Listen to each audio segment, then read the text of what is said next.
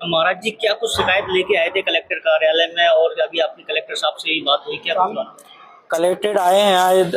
हम यहाँ पर जैसा हम लोगों ने घोषणा की थी कार्रवाई के लिए, जो आवेदन दिए थे कि भाजपा के कार्यकर्ता लोग लठ के दम पे लठ मारकर वोट दिलाने की बात कर रहे थे, ऐसे में निष्पक्ष चुनाव की हमको आशंका है इन लोगों पे कार्रवाई हेतु हमने आवेदन दिया। चुनाव आयोग ने भी कार्रवाई के लिए आदेशित किया, लेकिन पुलिस ने कोई कार्रवाई नहीं की। 2 दिन बीत चुके हैं। आज हम यहाँ पर 6 प्रत्याशी लोग आज चुनाव के बहिष्कार करने का ज्ञापन कलेक्टर साहब को सौंपे और स्पष्ट रूप से कहा है अगर ऐसे लोगों पे कार्रवाई नहीं की जाती है और चुनाव में गुंडई दिखाई जाती है तो यहाँ पर निष्पक्ष चुनाव नहीं होगा।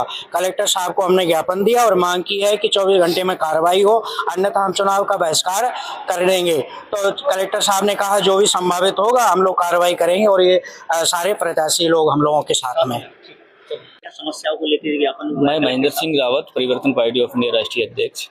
आज ज्ञापन देने के लिए माननीय कलेक्टर महोदय को आए थे हम, और हमारे साथ प्रत्याशी जो कि अन्य पॉलिटिकल पार्टियों के प्रत्याशी हैं, कुछ निर्दलीय प्रत्याशी हैं, जो कि एक वीडियो वायरल हो रहा है सोशल मीडिया पे, जो कि भाजपा के कैबिनेट मिनिस्टर, मध्य प्रदेश सरकार के कैबिनेट मिनिस्टर एक असामाजिक तत्व के बयान का समर्थन करते हुए नजर आ रहा है। जैसे कि वो लड़का उस वीडियो में बोल रहा है कि भाई हम लठ की दम पर भाजपा को वोट दिला लेंगे, और उसकी पीठ थपथपाते माननीय मंत्री महोदय आ रहे हैं, जबकि मंत्री महोदय को उनका क्या दायित्व बनता है, किस बात की वो शपथ लेते हैं, और सरासर ये मान के चलिए कि अराजकता को बढ़ावा देने का वो काम कर रहे हैं। और इस तरीके से पूरे विधानसभा क्षेत्र में हमको देखने में आ रहा है कि पैसे, दारू और सभी चीज़ों के बल पर चुनाव कराने का प्रयास किया जा रहा है, और उसका हमने विरोध किया है।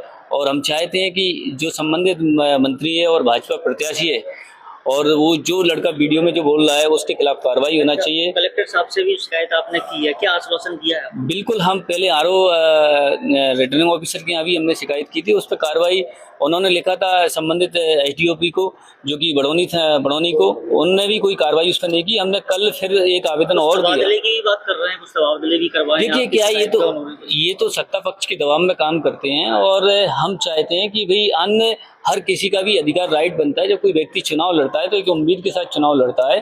और इस तरीके से पत्रकारों के द्वारा, नेशनल और स्टेट मीडिया के द्वारा कुछ प्रत्याशियों का सहयोग किया जा रहा है, उनका प्रचार प्रसार किया जा रहा है, और भाजपा के लोगों के द्वारा पूरे ये मान के चलिए अभी उनकी जो गाड़ियों के कितने पास बने हुए हैं, उसकी माननीय कलेक्टर महोदय और चुनाव आयोग से मैं कहना चाहूँगा कि उसकी जांच कराएं। आज दतिया विधानसभा क्षेत्र में लगभग 1000 से ज़्यादा गाड़ियाँ पूरे प्रदेश और अन्य प्रदेशों से आई हुई है, जो कि गुंडे बदमाश भी उसमें आए हुए हैं, जो कि पब्लिक को धमकाने का काम कर रहे हैं। आपने देखा होगा कि पैसा भी पकड़ा गया है, जो पहले 27 से 36 लाख रुपए भी पकड़ा गया था।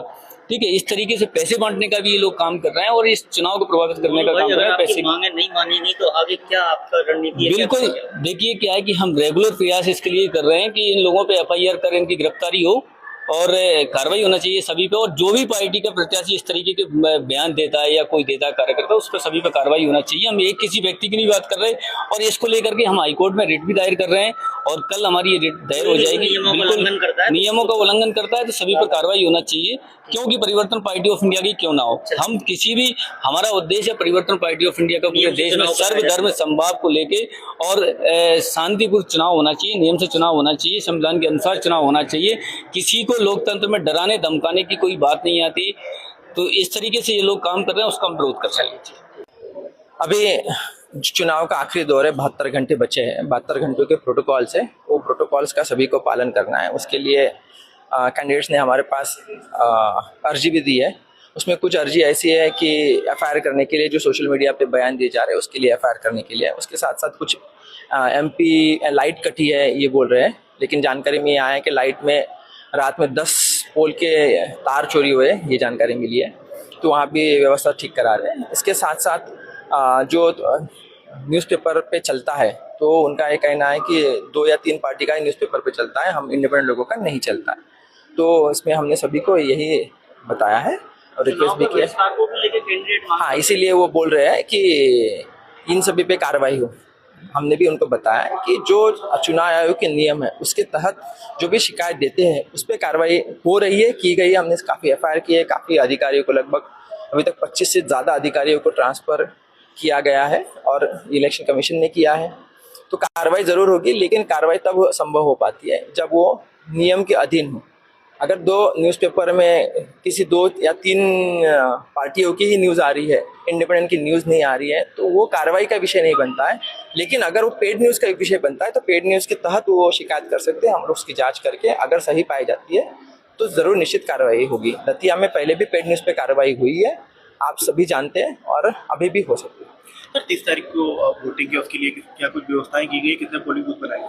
सबसे इम्पोर्टेंट बात चुनाव के लिए होती है निष्पक्षता करना, निष्पक्षता के लिए होता है सुरक्षा प्रदान करना। सुरक्षा प्रदान करने के लिए हम लोगों ने सभी जगह पे पुलिस तैनात कर दी गई है। हर कोने कोने में पुलिस चेक की जाएगी। कुछ ऐसी संभावना अगर होती है शांति भंग करने के लिए तो सख्ती से और स्ट्रॉन्ग हैंड से निपटा जाएगा। और अब जो भी आचार संहिता का उल्लंघन करेगा उनको तत्काल हिरासत में लिया जाएगा। नशीले पदार्थ को लेकर भी सर क्या कार्रवाई है? कई जगह दारू की भी जानकारी मिली है, बांटने की। हमारी पूरी टीम हर जगह पे लगी हुई है, हर कोने कोने में लगी हुई है। जहाँ भी मूवमेंट हो रहा है, एक्साइज पे भी हम नज़र बनाए हुए हैं। जहाँ भी दारू का मूवमेंट होता है उसको पकड़ लिया जाएगा। हम लोग 72 घंटे में, हम जानते हैं कि 72 घंटे में बहुत ज़्यादा मूवमेंट होता है, तो 72 घंटे में हमारी टीम अब सभी जगह पे लगी हुई है। टीम तो पहले से लगी हुई थी, लेकिन अब अलर्ट मोड पे 24 घंटे लगातार हम लोग काम कर रहे हैं और अपेक्षा है कि ऐसी चीज़ें होती है तो उसको कंट्रोल में किया जाए।